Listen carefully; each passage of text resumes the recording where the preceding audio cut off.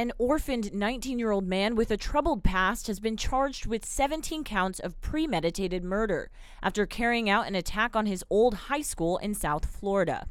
17 people were killed at and around Marjorie Stoneman Douglas High School. More than a dozen others are still hospitalized, according to the Associated Press. Police say Nicholas Cruz was armed with a semi-automatic rifle and smoke grenades. He allegedly set off a fire alarm to draw students out of their classrooms. It's the deadliest shooting in a school in 5 years.